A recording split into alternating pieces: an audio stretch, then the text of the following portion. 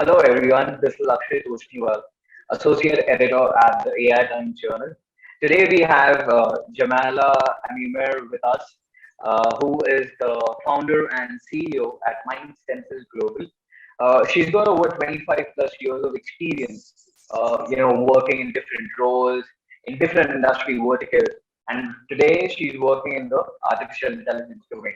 She's also the AI business mentor at UCL Innovation and Enterprise.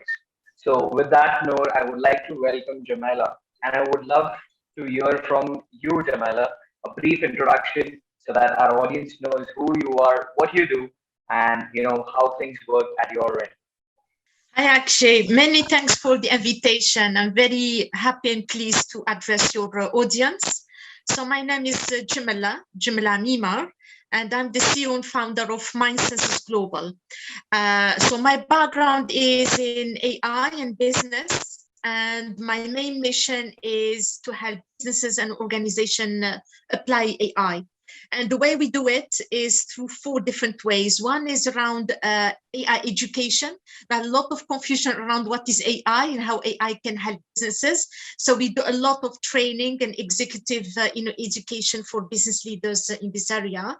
Another area is to help businesses develop robust AI strategies, because you really need to know where to start, if you are really keen on AI, and knowing, building the blocks, to get you into that journey is something very important to have. So that's something we, I help business with.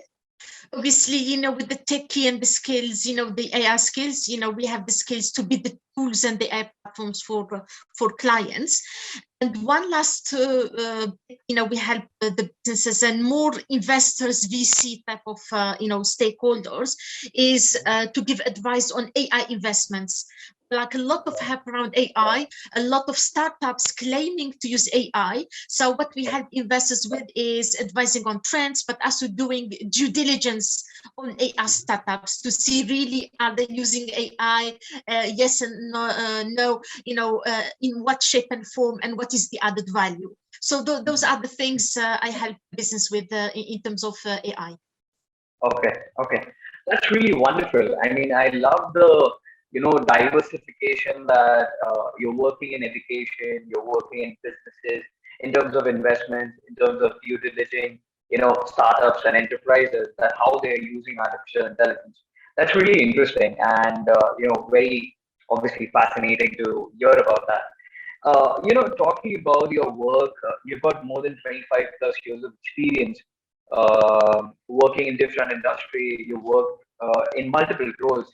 So, would you like to share your experience on that? Yeah, sure. So my academic, how I landed in the area of AI in general. So my academic background was mainly, so it started with mathematics. So Oh, I'm wow. like, a solid, mathematician. And then, so I studied like mathematics and operations research and anything to do with optimization, game theory, fuzzy logic. And then I started going into fuzzy logic and then genetic algorithms and then neural networks, artificial networks. So that's kind of the path to AI. Started from maths, and then gradually it got more and more sophisticated until I landed exactly in the area of AI. So that's the academic background. From a business perspective, so I worked mainly in the energy sector. Okay. But as you said, I had a number of roles in the energy sector. So I worked in upstream, in supply chain, in the strategy and planning, in shipping and trading. And then my last role in the energy sector before setting up Mathematicians Global was in climate change. So looking at that time, I was, working for Shell. So looking at renewables, how can we change the Shell model? What is, the carbon, the carbon footprint of the, the energy sector, and how we can transition, the energy sector. So I had like a variety of roles, and you can see all my roles were not in an IT department. They were fully in a business role, whether it's a business or a strategic role or a commercial role. They were all firmly in business departments. But because of my AI background, I had like the opportunity while working on those different roles is to bring the ML and the AI aspect to the business to solve concrete business problems. Oh, that's really wonderful. So what I understand is that you started off with mathematics, fuzzy logic, genetic algorithms.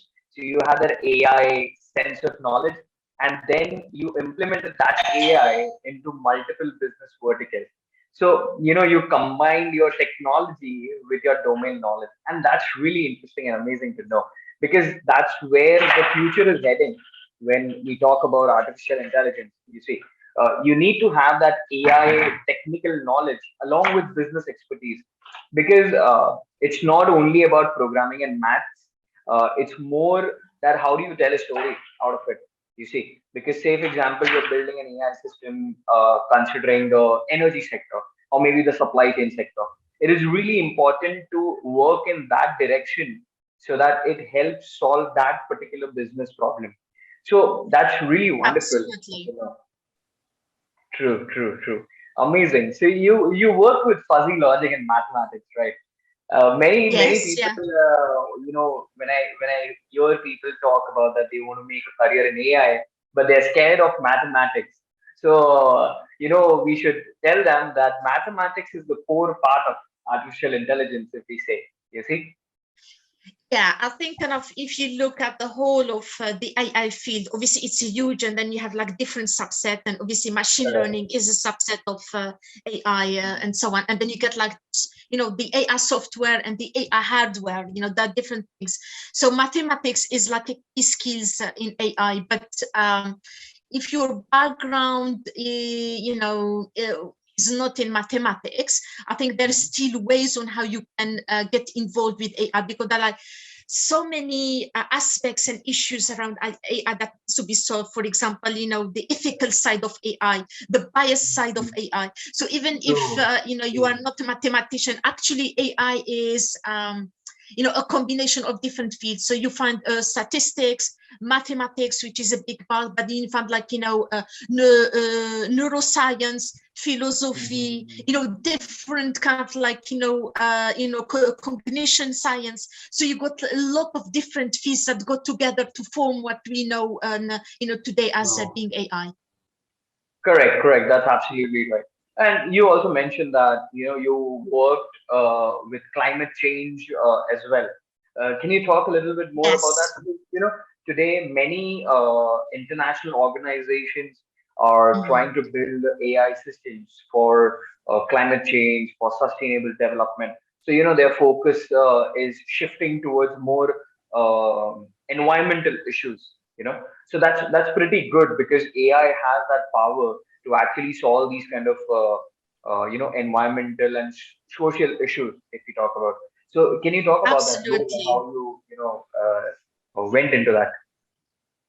Obviously kind of like what they call the theme AI for good. It's a big area, and we can see you can True. obviously apply AI for business, but AI for good, for social performance, for environmental performance, for climate change, perspective, and so on. So we see AI being used in different ways, to tackle climate change. One is the prediction power of AI. We know that machine learning and AI is so much powerful in predicting some future outcomes. So for example, if you can predict on when maybe some of the events may happen, then you can then help address, you can come up with a mitigation solution, avoid that type of scenarios. Or you can what we call increase your business resilience, so you make your assets more resilient. Or from a societal perspective, you can enhance your coastal erosions and so on, so you build kind of like enhanced coastal defense, so you can kind of like push the sea, away from the land. So if you can go into that kind of like predicting what could happen in the future, it could help both on mitigation perspective and mitigation perspective. You can also see AI being used. So, for example, one of the key, element of the energy transition, we are trying to move away from coal, gas, and then hopefully to renewables in the future. But we know one of the major issues around renewable energy is that renewable energy is intermittent.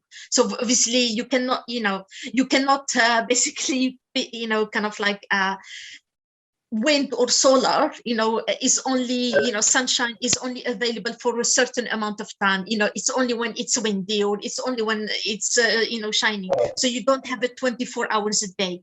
So if you can try to use AI to predict what is your energy supply and what is your energy demand, so you can match, for example, your electricity grid, try to match the supply and demand.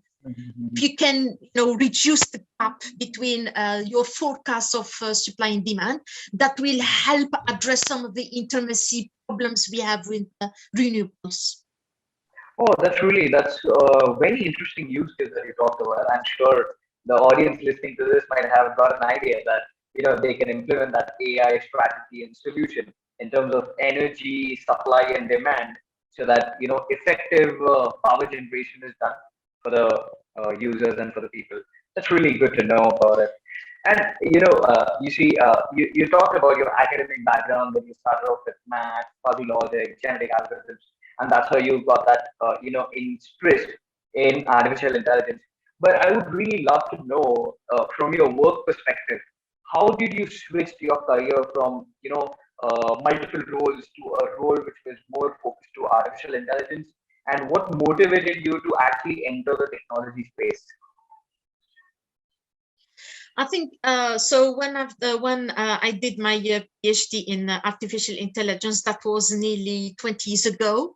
So at that time, it was kind of like it was really the winter time. AI was not that attractive to get a job into it. So this why I went into kind of business, working in the energy sector. But then obviously, as the computing power became available and AI became more attractive, I thought kind of, this is the time where I can then fully transition to a proper AI, kind of like field, and not only use my solid academic background in AI, but more importantly, use all that business acumen and business experience I got, from working for nearly 20 years. Because I think kind of, so that's where, trying to link the technology with the business. Whenever I advise clients who wants, or organization, wants to apply AI, because, some I get to speak at conferences or, meet people, and they usually say, we got the latest AI tool. I don't like to, send the brands or the labels, but, we got the latest kind of like gadget, or we got the latest kind of AI platform. Right. And my always question, okay, so what are you doing with it? And then, that's where people start stuck, with this, we don't know, we're still thinking about it. And I say, this is the wrong way to go about it, because absolutely. No matter how fantastic AI is, you should always start with your business problem. So what are your business pain, what are the pain points? What are you trying to improve in your business performance?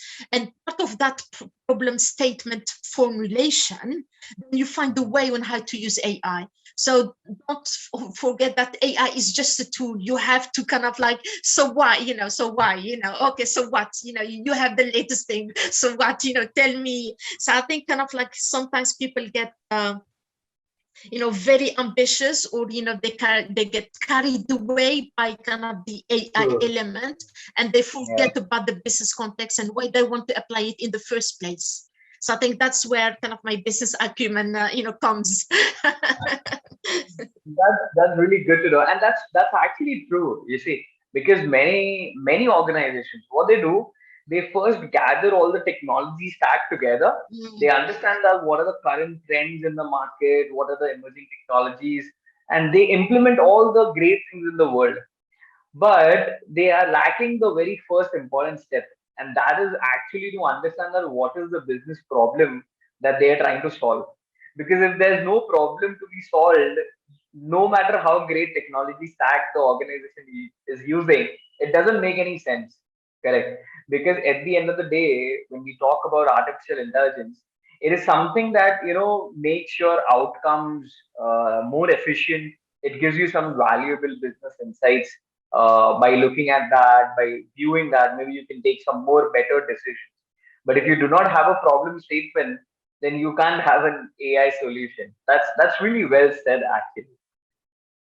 Absolutely. And you also have to have a strategy in mind. So even if you True. have understood your business problem, then the next stage, let's assume, I'm just going to exaggerate, but just to make kind of like, the message out of the point. So if we assume, let's assume there is 100 ways you can apply AI in your business. Obviously, you True. are limited in resources. You are not going to, use AI in 100, projects at Correct. the beginning. So if Correct. there are 100 ways you can use AI, which one will add the most value to your business? Because you may start with one, yeah, you are using AI, but it adds that tiny bit to your business. Whether if you use another idea, it will add that True. much to your business. So you also need to, understand what is the value add. True. True. True. That's absolutely right. Also, Jamila, you said that you did a PhD in artificial intelligence 20 years ago. So 20 Yeah. years ago, many people have not even heard about the term artificial intelligence. So how would you, just to know, how would you differentiate the market of technology, AI, during those times and currently what we see that everyone is running into that technology space and everyone wants to have that some sort of artificial intelligence. So what do you see the difference between the two? I think kind of so that's true in the past, 20 years and even further, than that, you can see with the AI pioneers, that have come. So let's go back kind of to the theory. So most of the theory behind AI, where, or, even when you look at the, learning and, artificial intelligence, the algorithms or the theory behind it, it goes back kind of to the 1940s to the 1950s. So since Correct. then, there has been no new science or no new kind of like magical kind of algorithm that they come up with. Correct. All Correct. kind of on the 1940s, 1950s. So kind of, the like of me who kind of like studied artificial, neural network, 20 years ago, probably most of kind of like the knowledge there, some would call it AI, some would call it operations research, some would just call it plain mathematics or applied mathematics. But kind of Correct. what we see right now, obviously there is a consolidation, but kind of, I think kind of we are seeing all those things coming under the umbrella of what is called right now AI. Even when you say AI, where what we talk most of the time, we are referring to machine learning. Correct. Correct. Absolutely. Yeah. Many people, So many people. most of it, there, we're Yeah. talking about the algorithms. True. We're True. not True. talking about intelligent robots or, things, jumping. Well, there are like few experiences, but so we're Correct. talking really about machine learning. Many people actually sometimes who are entering the space and who are new to the space, they are actually many times confused between, and they think that machine learning and artificial intelligence is the same, but actually machine learning It's a sits. subset. Yeah. Yeah, it's a subset. It sits under the bigger umbrella of artificial intelligence. So that's how it works. So maybe you can, highlight some facts based on your experience and knowledge that how artificial intelligence is used in different businesses and industry verticals, like, as you said, energy sector, manufacturing, maybe supply chain, retail. So any thoughts on that? Yeah. So you find kind of nowadays, I get asked, people ask me, which sector are they, are they using AI or not?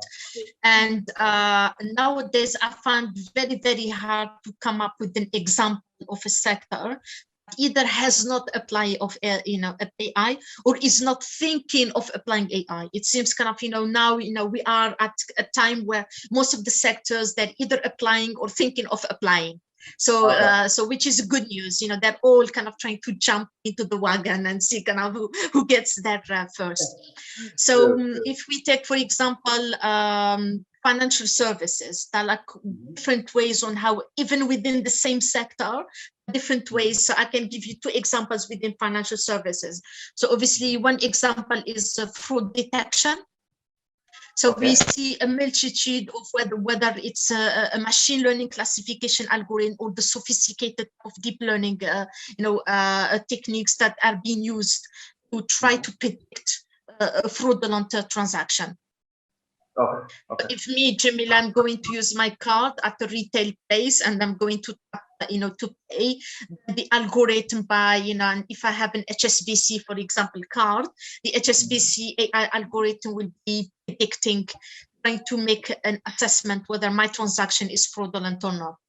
And the way they're going to do it is based on, for example, my profile, my spending habit, my location, whether that retail location has experienced previous fraud or not, which group I belong to, of what is their behavior. So kind of like taking a lot of factors into place, the algorithm will decide whether to decline or approve my transaction.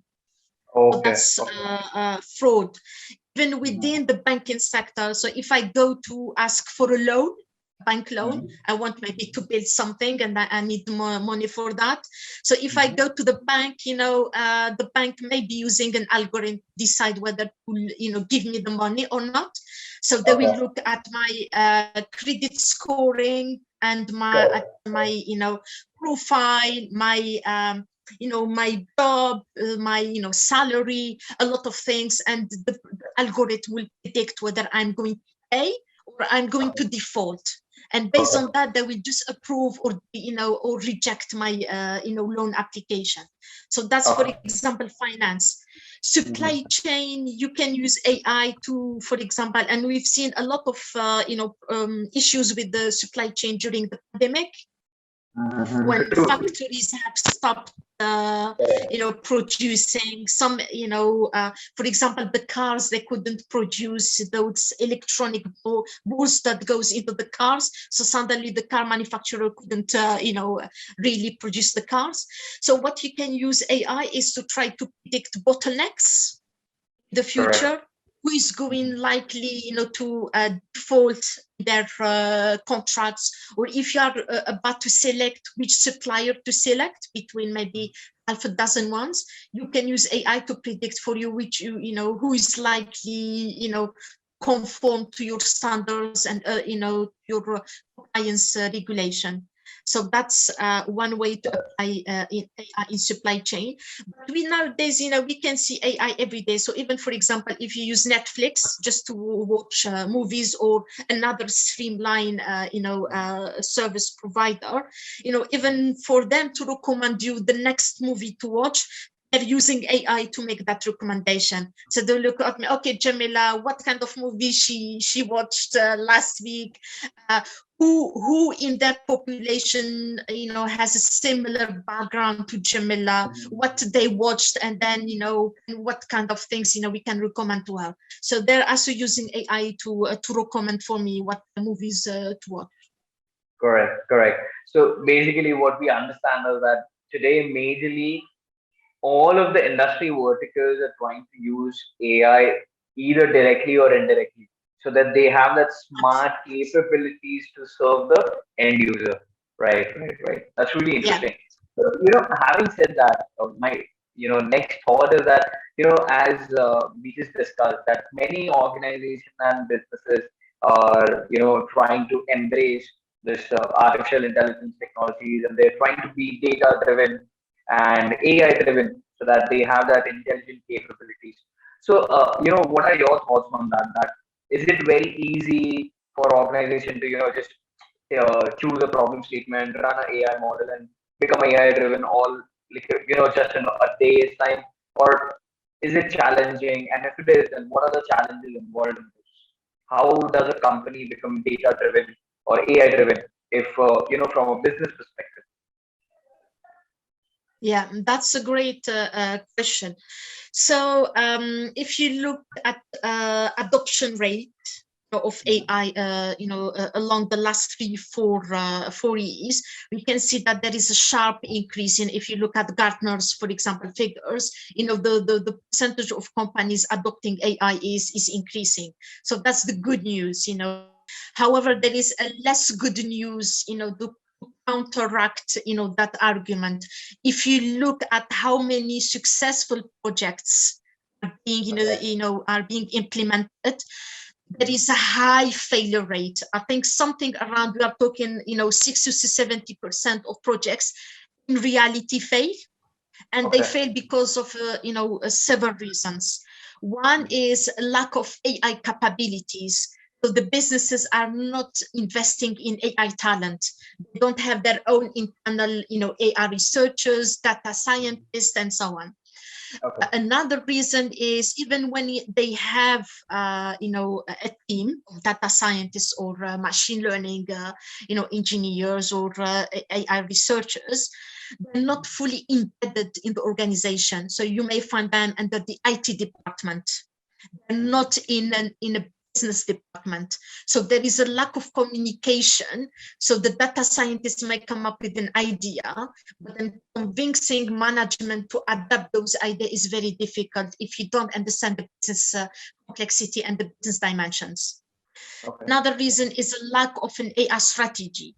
So the organization, they're doing what they call AI pilots. So they're like pilot 1 and pilot 2 and pilot number 3 and number 5 and 6, but there is no strategy on how to link those pilots together in such a way that you have a journey. So you are here and you do that, and if you do A and B, that take you to the next step, and then if you do something else, then take you to the next step. That lack of vision is, basically the lack is there. There is no journey, no vision on how to get from here to what we want to do. We're just experimenting with the AI.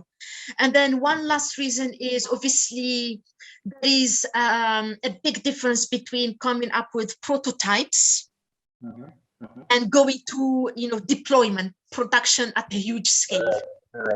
Correct. So sometimes, your prototype may work and you taste it and you train it and gives you the right result. But when you go to deployment and, production on a huge scale, then you may get like very different results. And, there could be different things because it hasn't been set enough, or it hasn't been, designed well enough, or, it needs to fine tuning and so on. And obviously, just to add to that, there is the whole issue around like the ethical use, the bias that, people are not just aware of it. So they ended up with great product.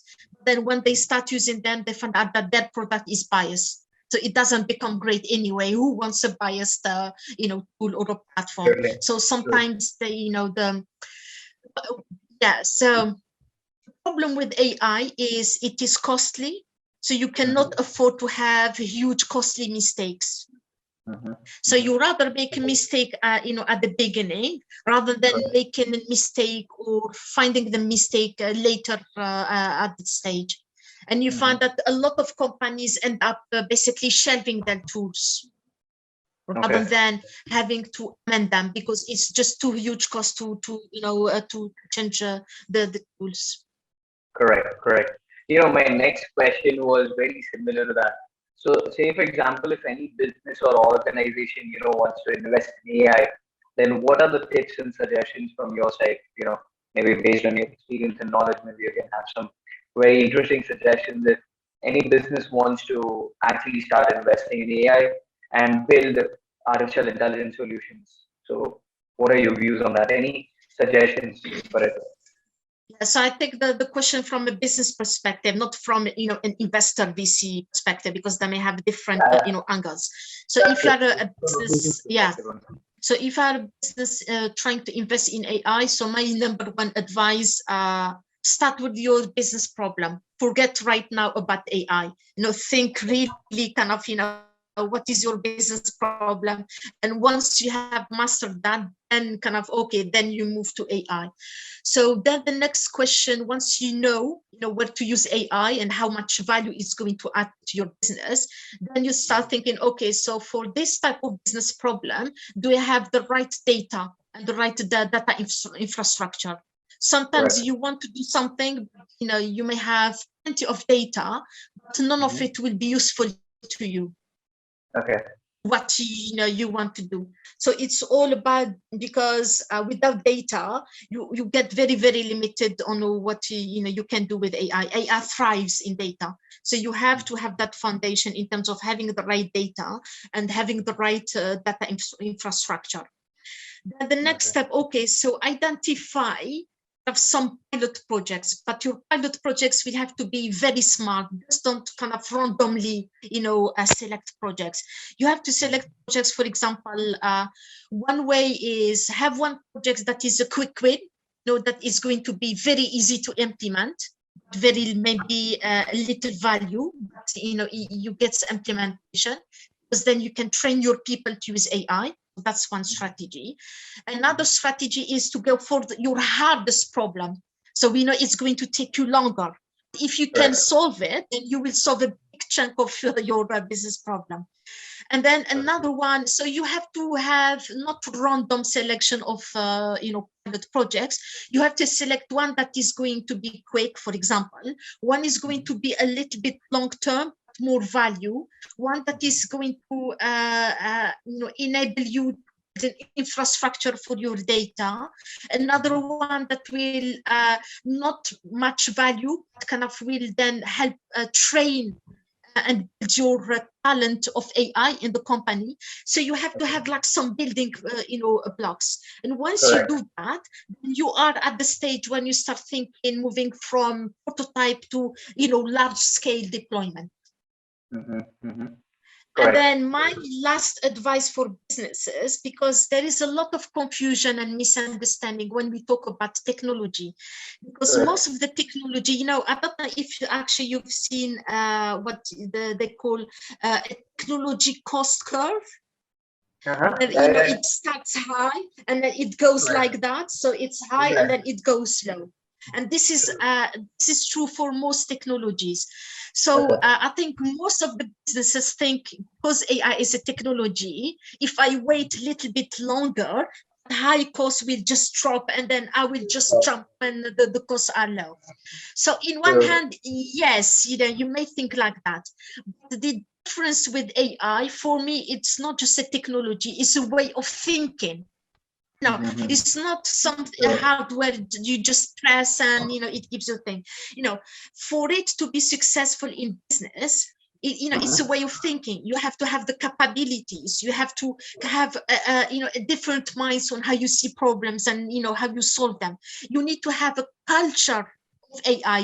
What I refer to. You have to have AI in your DNA. Of the company, and for that's right. that kind of culture and DNA footprint, it takes a long time to achieve. So it's not just that technical curve. You have also to Right. take into account, the organizational curve, because you have to change the way your organization thinks for That's it to correct. be really successful, in AI.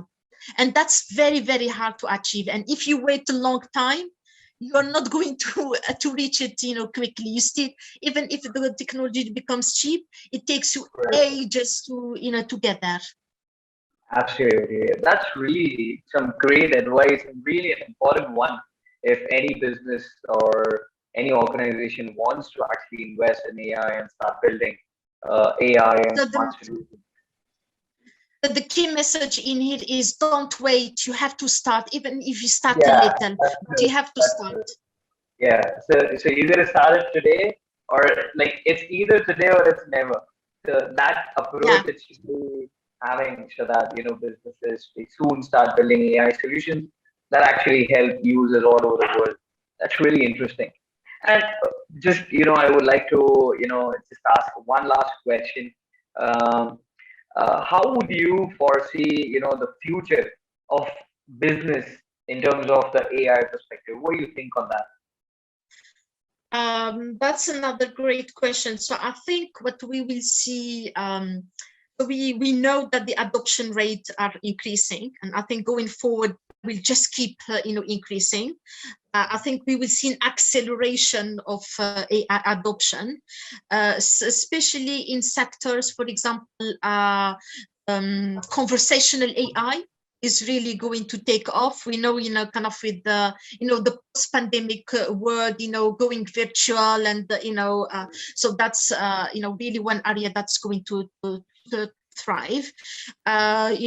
Sectors like healthcare, telecommunication, manufacturing, they will be very, heavily, investing in AI. So I think going forward, it's very difficult to think of a sector who wouldn't be adopting AI. And, there are classical examples, you will adopt AI to reduce your cost, to reduce your risk, improve your margins, to improve your market reach, to improve your customer, satisfaction, your customer, the customer engagement. So, you will be using AI in very different, dimensions, but they all adapt into your business performance. That's true. That's true. So the future is really going to be interesting with so many AI and smart solutions in place. Thank you so much, Djamila. It was really wonderful having you here at AI Time Journal, and you answered very interestingly insightful information based on your experience, your knowledge. I'm sure the audience is going to love this, and they're going to learn a lot of new things, especially in terms of how AI and business has a great combination together. So thank you so much for having you on AI Time Journal. It was a pleasure hosting you. Thank you so much. Thank you so much.